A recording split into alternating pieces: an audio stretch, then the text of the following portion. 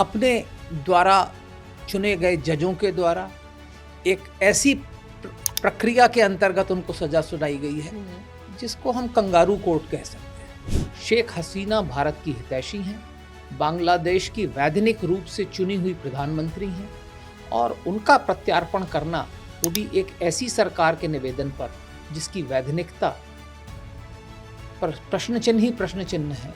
Awami league का पूरा नेतृत्व जेल के पीछे है, लाखों लोग जेल के अंदर बंद हैं। तो लोगों में आज भी लोकप्रियता है शेख हसीना के कि ये अमेरिका के द्वारा नियुक्त किए गए मोहम्मद यूनुस साहब ये जो हैं ये आपके लिए कोई बहुत अच्छा कार्य करने वाले हैं।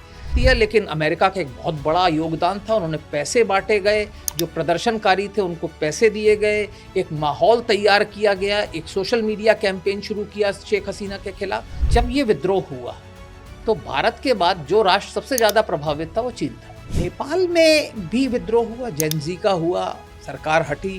पाकिस्तान का सबसे लोकप्रिय नेता जेल के अंदर है। पाकिस्तान जो है सेना के कंट्रोल में चल रहा है। जो भी जिहाद की बात करते हैं उनके लिए तालिबान का अफगानिस्तान में काबिज होना एक बहुत बड़ा थियोलॉजिकल अचीवमेंट है। बांग्लादेश के हालात श्रीलंका मॉडल की तरफ नहीं जा सकते, बांग्लादेश के हालात तालिबान मॉडल की तरफ जा सकते हैं। नमस्कार, पांचजन्य में आपका बहुत बहुत स्वागत है। आज टू द पॉइंट में हम बात करेंगे बांग्लादेश में चल रही अस्थिरता की, क्योंकि बांग्लादेश का संकट सिर्फ ढाका का संकट नहीं है, ये पूरे दक्षिण एशिया का संकट है।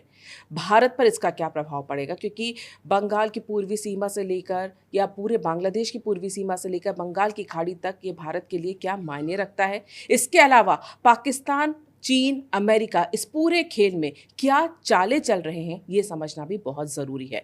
और इसी को समझने के लिए आज हमारे साथ हैं कैप्टन आलोक बंसल जी, जो जियोपॉलिटिकल मामले के और डिफेंस मामले के एक्सपर्ट भी हैं। आलोक जी, आपका पांचजन्य में बहुत बहुत स्वागत है। धन्यवाद।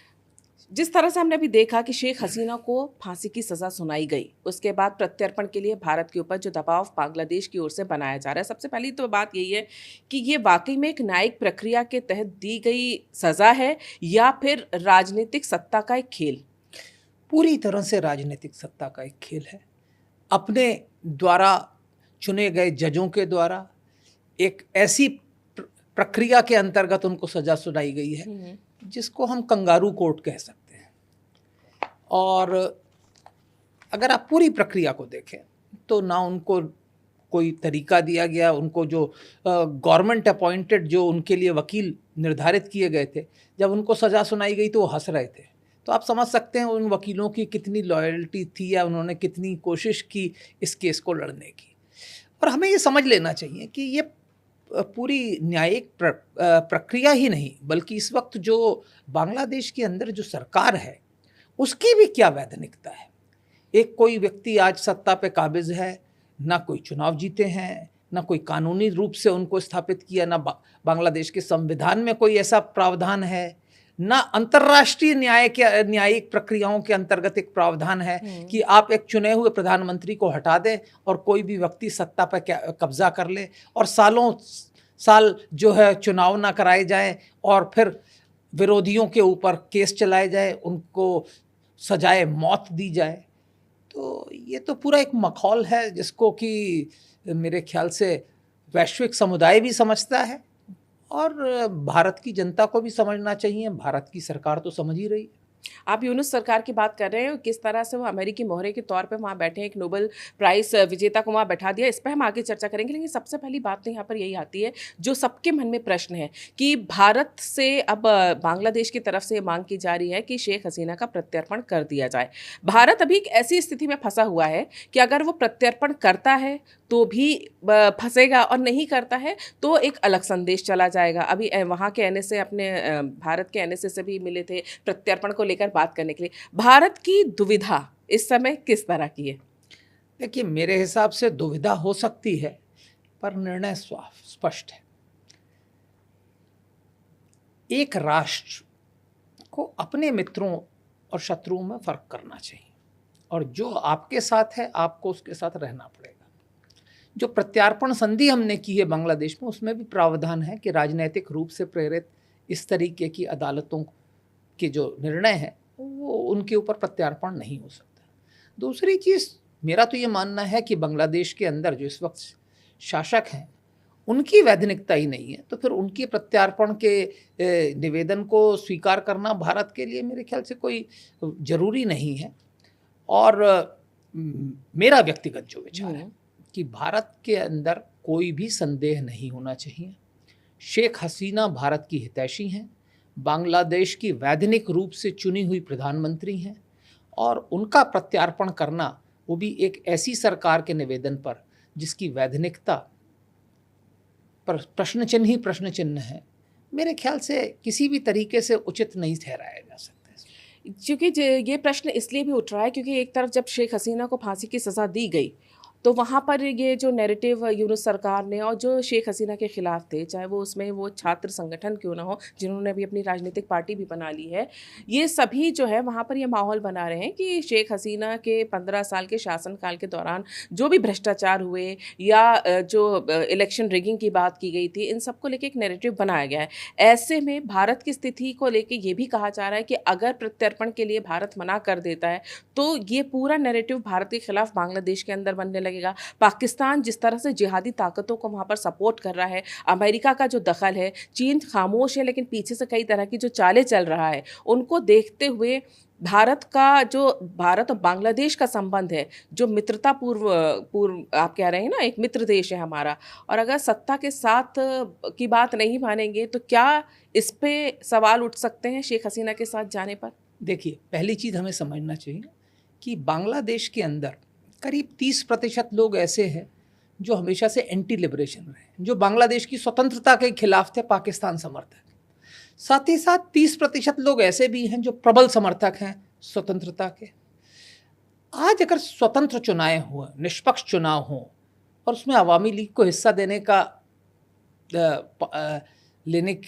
हक दे दिया जाए, तो मुझे पूर्ण विश्वास है कि कम से कम 30% मत उनको मिलेंगे ही। तो ये कहना कि बांग्लादेश के अंदर लोग जो है हमारे खिलाफ हो जाएंगे, मेरे ख्याल से गलत है। तो बांग्लादेश के अंदर जो नैरेटिव होना चाहिए, हमने क्या काफ़ी समय से, जब से शेख हसीना आई थी, हमने उनको कोई वक्तव्य नहीं देने दिया, कुछ नहीं दिया, अभी देना शुरू किया है। और आपने देखा आवामी लीग का पूरा नेतृत्व जेल के पीछे है, लाखों लोग जेल के अंदर बंद हैं, उसके बावजूद प्रदर्शन हुए। तो लोगों में आज भी लोकप्रियता है शेख हसीना के प्रति। लोग आज इस शासन से त्रस्त हैं, महंगाई बढ़ रही है, लोगों की जीविका के साधन खत्म हो गए। आप 15 साल का शेख हसीना का दौर देखिए, बांग्लादेश ने जो प्रगति की वो अविस्मरणीय थी।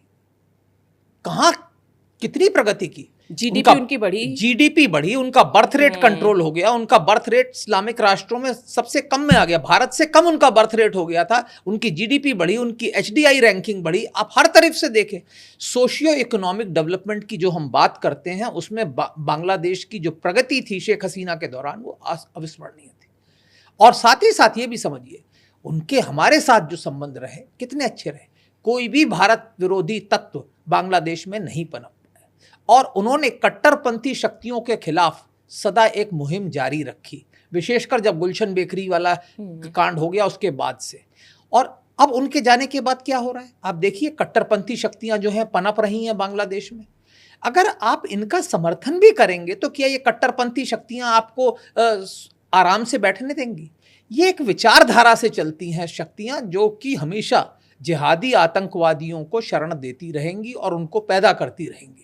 हमारे हित में ये है कि जो लोग एक धर्मनिरपेक्ष बांग्लादेश बनाना चाहते हैं, सेक्युलर बांग्लादेश जिसे कहते हैं, जहां अल्पसंख्यक खुलेआम घूम सकें, अपनी ज़िंदगी जी सकें और कट्टरपंथी शक्तियां जो हैं उनका दमन कर दिया जाए, वही हमारे हित में है।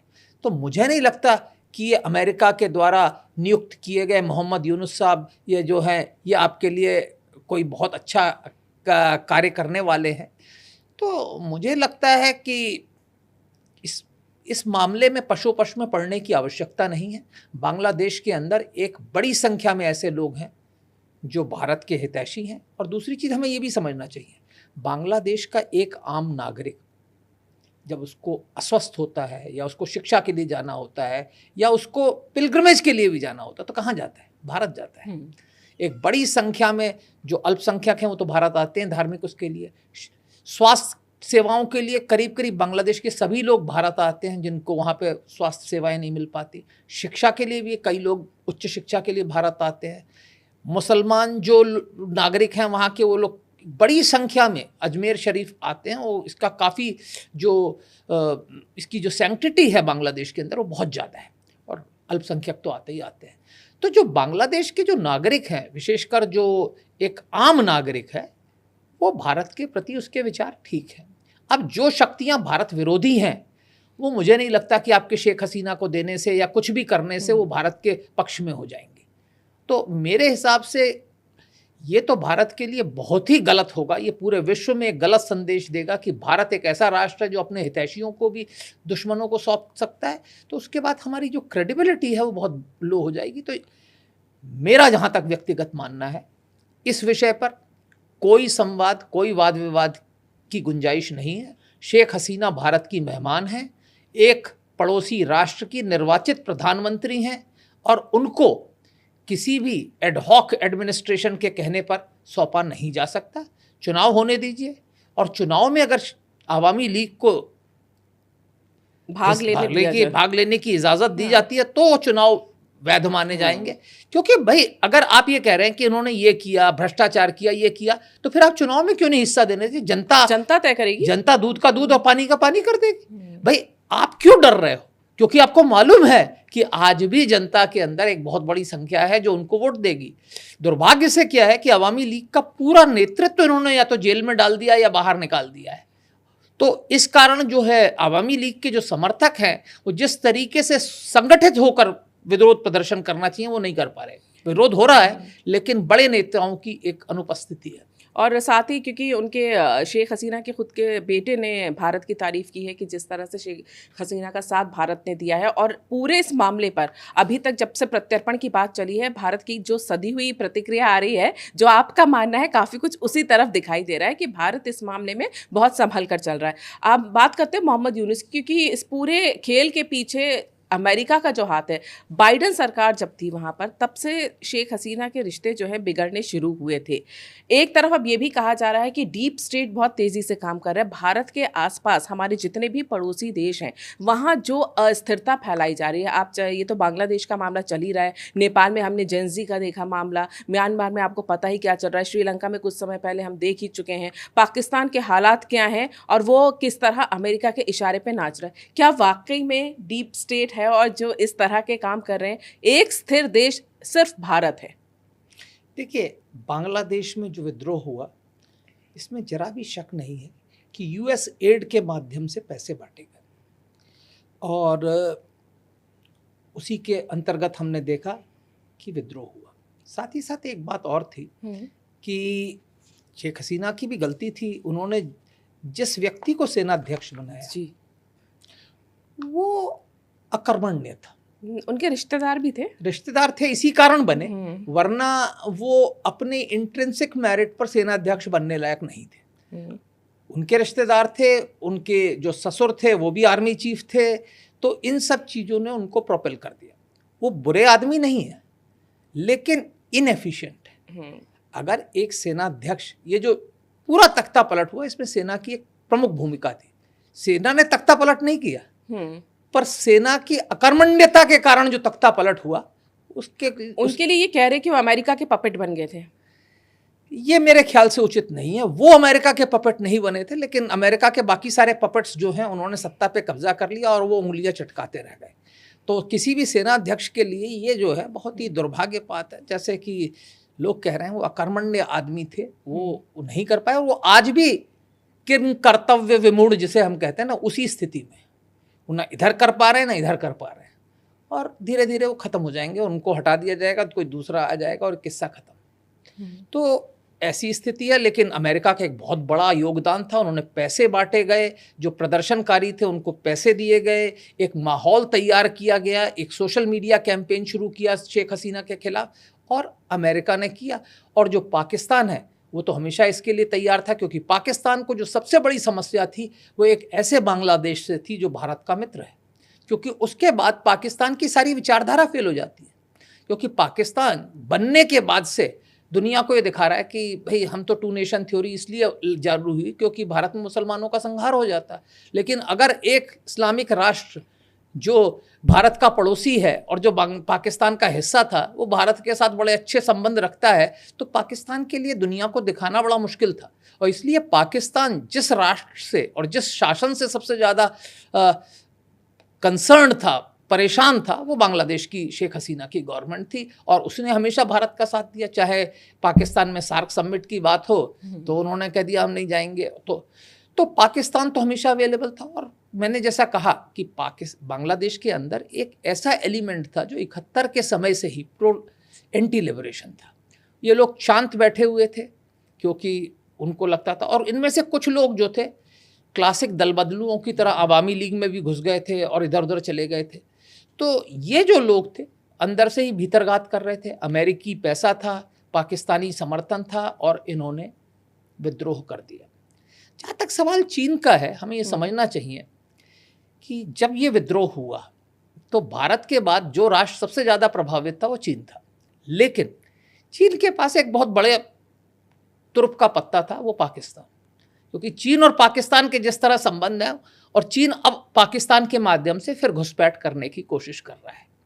पर अभी भी जो अमेरिका और पाकिस्तान का जो दबदबा है, और जिस तरीके से हमने देखा पहली बार अमेरिकी वॉरशिप्स जा रहे हैं बांग्लादेश, व्यापार हो रहा है, और पाकिस्तानियों के ऊपर जितने भी प्रतिबंध थे सब खत्म हो गए हैं, तो ऐसे हालात में भारत का चिंतित होना वाजिब है। अब जहाँ तक सवाल नेपाल का है, नेपाल में भी विद्रोह हुआ, जेनजी का हुआ, सरकार हटी। जो सरकार थी काफ़ी अलोकप्रिय थी, इसमें कोई शक की बात नहीं है। पैसा यहाँ पे भी पश्चिमी संस्थानों से आया। पर अगर आप नेपाल और बांग्लादेश को देखें तो उनमें फ़र्क है। नेपाल में चुनाव भी हो रहे हैं, नेपाल में एक व्यवस्थित शासन प्रणाली रही, सेना ने अपना दायित्व निभाया शुरू के बाद। एक दिन था जब वहाँ पे हुआ, लेकिन उसके तुरंत बाद सेना ने अपना दायित्व संभाला और शांति स्थापित की। बांग्लादेश में आपने देखा नरसंहार होते रहे विद्रोह के कई दिनों बाद तक, वो हो गया स्थिति। श्रीलंका में हमने देखी क्या स्थिति हो गई। हालांकि श्रीलंका में फिर चुनाव हुए, सब कुछ हुआ, अब श्रीलंका भी बहाल है और रिकवरी की स्टेज पे चल रहा है। तो इसमें कोई शक की बात नहीं कि डीप स्टेट की तरफ से पैसा आया। यूएस एड एक ऐसी एजेंसी थी जिसके माध्यम से ये पैसा जाता था। जहाँ तक मेरी खबर है, जो बांग्लादेश में विद्रोह हुआ उसमें पैसा स्टेट डिपार्टमेंट से नहीं आया, यूएस एड के माध्यम से आया। तो अब यूएस एड खत्म हो गई है तो शायद इनका हस्तक्षेप कम हो जाए। अब पाकिस्तान पे आते हैं। आज अमेरिका में एक ऐसे राष्ट्रपति हैं जो पूरी तरह से व्यापारी हैं, और व्यापारी भी रियल स्टेट के। जिस तरीके से रियल स्टेट व्यापारी होता है, हर चीज में डील होती है। हमने देखा गाजा यूक्रेन में भी कर रहे हैं, वो तो हर जगह कर रहे हैं। वो गाजा में रिवियरा बनाना चाहते थे, यूक्रेन में डील कर रहे हैं, पाकिस्तान में डील कर रहे हैं, क्रिप्टो करेंसी का एक्सचेंज खुलवा दिया, क्या क्या कर रहे हैं। तो क्या है कि ऐसे व्यक्ति को अपना जो निजी हित है वो राष्ट्र हित से ज़्यादा महत्वपूर्ण लगता है। और जब कोई ऐसा शासक हो जो निजी हित के लिए कार्य कर रहा हो, तो पाकिस्तान तो आप जानते ही हैं, वो तो कभी भी किसी के लिए झुकने के लिए तैयार रहता है जहाँ पे कि उनका उल्लू सीधा हो सके। तो इसलिए पाकिस्तान के साथ उनका कनेक्शन है। वरना अगर आप देखें, आज पाकिस्तान का सबसे लोकप्रिय नेता जेल के अंदर है, इमरान खान। एक ऐसी पार्लियामेंट चल रही है जिसको कि कोई लोकप्रिय सपोर्ट नहीं है।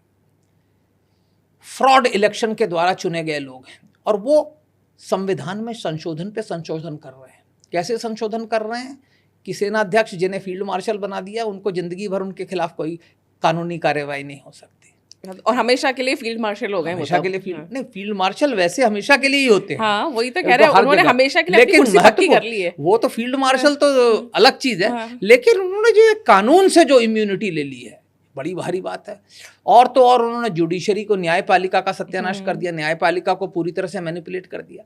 तो आज क्या है कि पाकिस्तान जो है सेना के कंट्रोल में चल रहा है, और यूएस का जो प्रशासन है वो इससे बड़ा खुश है, क्योंकि वो जानते हैं कि सेनाध्यक्ष को मैनिपुलेट करना ज़्यादा आसान है बजाय एक लोकतांत्रिक सरकार को, क्योंकि लोकतांत्रिक सरकार को कभी कभी जनआकांक्षाओं की बात सोचनी भी पड़ती है। सेनाध्यक्ष को तो कुछ भी नहीं करना ना, उसको तो सिर्फ अपनी चीज सोचनी है, चाय पे बुलाना है बस व्हाइट हाउस और वो में। खुश है। और सेनाध्यक्ष इसमें बड़े खुश हैं कि मेरे को दुनिया में दिखा सकते हैं कि मुझे व्हाइट हाउस में चाय पिलाई जा रही है, मुझे बार बार राष्ट्रपति Trump field marshal and his prime minister ये बोलते हैं। तो जब इस तरीके के वक्तव्य आते हैं तो वो तो बड़े खुश हैं। तो जो हालात हैं उसमें भारत का चिंतित होना स्वाभाविक है। और साथ ही साथ हम देख रहे हैं कि अफगानिस्तान में भी वो बगरम की बात कर रहे हैं, ये लेना है वो लेना है, उनके तालिबान से भी संबंध हैं, तालिबान कुछ और दिखा रहा है, कुछ कर कुछ और रहा है। तो ऐसे में हमारा चिंतित होना स्वाभाविक है, क्योंकि हमारे अड़ोस पड़ोस में कुछ कट्टरपंथी शक्तियां जो हैं जड़ बना रही हैं। जैसे बांग्लादेश में हो गया, अफगानिस्तान में आपने देखा तालिबान शासन पे है। चाहे जितनी भी हमारी दोस्ती हो, तालिबान वैचारिक रूप से कोई भी कॉम्प्रोमाइज़ नहीं करता। और जो भी हो, जैश और लश्कर के लोग वहाँ पे आज भी हैं। और जैसा कि मुझे खबर मिली है, गलत हो सकती है, मैं कह नहीं सकता, कि ये जो डॉक्टर मुजफ्फर जो भागा है यहाँ से दिल्ली बॉम्ब ब्लास्ट में, दिल्ली बॉम्ब ब्लास्ट का, वो भी मित्र। दुबई से अफगानिस्तान पहुँच गया है। अब ये कितनी सच है कितनी झूठी है मैं नहीं कह सकता, क्योंकि स्रोतों की खबर है, मैं इसकी पुष्टि नहीं कर सकता। लेकिन एक बात बताइए, तो फिर जो अभी वहाँ से उनके विदेश मंत्री आए थे अफगानिस्तान से, और पूरी चर्चा ये चली थी कि भारत और अफगानिस्तान के संबंध अच्छे हो गए, वहाँ पाकिस्तान पूरी तरह से बौखला गया, हमला करना शुरू कर दिया, काबुल पे अटैक कर दिया, तो फिर क्या ये एक नूरा कुश्ती थी? देखिए, ऐसा है कि अफगानिस्तान में जो भी हुकूमत होगी वो पाकिस्तान के खिलाफ होगी। ये बात ऐतिहासिक रूप से सत्य है। अगर आप देखें, जब पाकिस्तान की स्थापना हुई थी और पाकिस्तान ने संयुक्त राष्ट्र की सदस्यता के लिए आवेदन दिया था, तो एकमात्र राष्ट्र जिसने इसका विरोध किया था वो अफगानिस्तान था। तब जहीर शाह की हुकूमत थी, उन्होंने भी किया, और आज तालिबान की हुकूमत है, इन्होंने भी किया। तालिबान को लाने में पाकिस्तान का एक बहुत बड़ा हाथ था। हर वक्त ये कहते थे, नवाज शरीफ जब प्रधानमंत्री थे वो कहते थे कि शांति स्थापित हो ही नहीं सकती अफगानिस्तान में जब तक तालिबान आए। पर मैंने कहा, तालिबान एक वैचारिक संगठन है, एक सरकार जो एक विचारधारा के अनुसार चलती है। उन्होंने आज तक किसी भी ऐसे संगठन को जो उनसे वैचारिक रूप से जुड़ा हो, उसके सदस्य को आज तक किसी तीसरे राष्ट्र को नहीं दिया, चाहे जब वो ओसामा बिन लादेन रहा हो या आज तहरीके तालिबान पाकिस्तान के सदस्य रहे हों या ETIM के सदस्य हों जो चीन मांग करता है। ज़्यादा से ज़्यादा वो ये करते हैं कि हाँ भाई, ETIM के सदस्य आपके चीन की सीमा पर नहीं रहेंगे, हमको अंदर शिफ्ट हो गया। आज तक एक सदस्य नहीं दिया। तो इस बात को हमें अच्छी तरह से समझना चाहिए कि तालिबान और भारत के बीच में एक टैक्टिकल अलायंस तो हो ही सकता है, क्योंकि भाई पाकिस्तान दोनों का दुश्मन है, लेकिन लॉन्ग टर्म स्ट्रेटेजिक विजन के अनुसार हमें ये समझना चाहिए कि तालिबान एक विचारधारा से चलता है, और जब तक वो उस विचारधारा को नहीं छोड़ते, वो भारत के लिए भी एक खतरा करते हैं। और इसको हमें समझना चाहिए, क्योंकि जो भी जिहादी संगठन होते हैं, जो भी जिहाद की बात करते हैं, उनके लिए तालिबान का अफगानिस्तान में काबिज होना एक बहुत बड़ा थियोलॉजिकल अचीवमेंट है। क्योंकि ये समझना चाहिए कि जिहाद के लिए एक ज़मीन के ऊपर आपका कब्ज़ा होना बहुत आवश्यक है, क्योंकि प्रॉफेट मोहम्मद ने मक्का में नहीं लड़ाई की जब लोग उनके खिलाफ थे, वो जब मदीना चले गए और जब मदीना उनके पास था तो उन्होंने फिर मक्का पे हमला किया। तो ऐसा मानना है कई उलेमाओं का कि बिना ज़मीन या एक किले पे कब्ज़ा किए हुए जिहाद नहीं हो सकता। और इसीलिए अगर आपने देखा हो, जब दैश या जैसे इस्लामिक स्टेट कहते हैं, जब उसने मोसुल पे कब्ज़ा कर लिया तो एक बड़ी संख्या में लोग जो है उनकी तरफ गए, और वही स्थिति जो है तालिबान के अफ़गानिस्तान पे कब्ज़ा करने के बाद है। तो ये जो है वैचारिक रूप से एक ऐसी स्थिति है जिसके बारे में हमें थोड़ा सोचना पड़ेगा। हालांकि जैसे मैंने कहा कि इस वक्त अगर हम शॉर्ट टर्म गोल्स के हिसाब से देखें तो तालिबान और पाकिस्तान के बीच में द्वंद्व चल रही है, और भारत और पाकिस्तान में तो है ही, तो दुश्मन का दुश्मन दोस्त। और अगर आप देखें चाणक्य के जो अर्थशास्त्र है, उसमें तो उन्होंने बिल्कुल साफ कहा है कि आपका पड़ोसी आपका दुश्मन और पड़ोसी का पड़ोसी आपका दोस्त। तो अफगानिस्तान और भारत की दोस्ती इस नज़रिए से तो बनती ही है। कूटनीतिक राजनीति के तौर पे देखा जाए तो कूटनीतिक तौर पे भारत का अफगानिस्तान के साथ सहयोग करना, दोस्त होना थोड़ा आवश्यक हो जाता है, क्योंकि जो अभी परिस्थितियां दिख रही हैं, जिस तरह से हमने बात की, क्या आपको लगता है जो बांग्लादेश के हालात हैं, क्या वो भी श्रीलंका मॉडल की तरफ जा सकते हैं? बांग्लादेश के हालात श्रीलंका मॉडल की तरफ नहीं जा सकते। बांग्लादेश के हालात तालिबान मॉडल की तरफ जा सकते हैं, अफगानिस्तान मॉडल की तरफ जा सकते हैं। देखिए, श्रीलंका मॉडल तो बहुत अच्छा मॉडल है, वहाँ तो सब कुछ सुधर गया। अगर श्रीलंका मॉडल हो या मैं तो कहूँ नेपाल मॉडल भी हो तो भी, लेकिन यहाँ तो वो चुनाव करने के लिए तैयार नहीं है। आप चुनाव अनाउंस किए हैं, वो भी कैसे करेंगे चुनाव? भाई, अगर आपको चुनाव करना है और आपको जनता की आकांक्षाओं को जानना है तो एक निष्पक्ष चुनाव करिए ना, हर एक को हक दीजिए चुनाव लड़ने का। आप तो पहले ही आप इसको मना कर रहे हैं, उसको मना कर रहे हैं। जो भी आप अवामी लीग तो छोड़ो, आप अवामी लीग से जुड़ी हुई किसी पार्टी को चुनाव नहीं लड़ने दे रहे। मेरे ख्याल से जातीय पार्टी को भी चुनाव नहीं लड़ने दिया जाएगा। मुझे नहीं लगता कि जो पार्टियां अवामी लीग के साथ जुड़ी हुई थी, जेएसडी वगैरह, इनको भी चुनाव लड़ने दिया जाएगा। तो ऐसे हालात में आपने जब लेवल प्लेइंग फील्ड ही नहीं रखा तो उस चुनाव का क्या मतलब? और जिस तरह से जिहादी ताकतों को पाकिस्तान सपोर्ट कर रहा है बांग्लादेश के अंदर, अब ये बताइए कि भारत के लिए चिंता का विषय है, सतर्कता के लिए भी बहुत ज़रूरी है, सुरक्षा का भी पूरा मामला बन जाता है, क्योंकि पूरा आपका नॉर्थ ईस्ट एरिया से अगर हम देखें तो वो जो बॉर्डर लगी हुई है वहाँ पर अब हमें लगता है कि ज़्यादा सुरक्षा पर ध्यान देना ही पड़ेगा, जिस तरह से बांग्लादेश में कट्टरपंथी ताकतें हावी हो रही हैं और उनको पाकिस्तान का सपोर्ट मिल रहा है और जो अस्थिरता वो भारत में चाहते हैं। देखिए, ये बहुत ही चिंताजनक स्थिति है, क्योंकि हमें पहली चीज़ तो ये समझना चाहिए कि जमात-ए-इस्लामी जो बांग्लादेश की थी, उसने बांग्लादेश की स्वतंत्रता का समर्थन नहीं किया था। वो पाकिस्तान समर्थक थे, अभी भी थे। शेख हसीना के दौरान उनकी कमर तोड़ दी गई, उनको प्रतिबंधित कर दिया गया। अब वो वापस आ गए हैं, यूनुस साहब उन्हीं के समर्थन पे, क्योंकि यूनुस साहब को उनका समर्थन और ज़्यादा चाहिए, क्योंकि उसके पीछे एक और कारण है कि जो प्रमुख विपक्षी दल है बीएनपी, वो चाहता है जल्दी से जल्दी चुनाव हो, क्योंकि उनको मालूम है कि जितनी जल्दी चुनाव होंगे वो जीतेंगे, क्योंकि अभी तो उनके पक्ष में लहर है, अवामी लीग लड़ेगी नहीं तो मैदान उनके लिए खाली है। लेकिन यूनुस साहब चाहते हैं कि जितने ज़्यादा से ज़्यादा देर हो, और उनका समर्थन कौन करेंगे? वो सारे राजनीतिक दल, वो सारी शक्तियां जो चुनाव जीत नहीं सकते। तो चाहे जमात इस्लामी हो या ये सो कॉल्ड छात्र नेता हो जो कोई चुनाव नहीं जीते हैं आज तक, न जीत सकते हैं, तो ये लोग जो है डिले करे जा रहे हैं चुनाव। और चूंकि उनका अपना हित ये है कि मैं सत्ता पे काबिज रहूं, तो वो इन लोगों का समर्थन लेके खुश हैं और इनका परोक्ष रूप से समर्थन कर रहे हैं जमात इस्लामी का। तो ये जो कट्टरपंथी शक्तियां जब बढ़ती हैं, और इसका हमने असर देखा, बांग्लादेश के अंदर ही इस्लामिक स्टेट और अलकायदा से जुड़े हुए तत्व आ गए, और जैसे जैसे ये कट्टरपंथी विचारधारा वहाँ पे जड़ बनाएगी, आप देखेंगे कि वहाँ पे लोग इस तरीके की विचारधाराओं से प्रभावित होने लगेंगे, और ऐसे लोग जब वहाँ पर जड़ बना लेंगे तो ये हमारे लिए एक बहुत बड़े खतरे की चीज़ होगी। तो भारत को ऐसे में क्या रुख रखना चाहिए?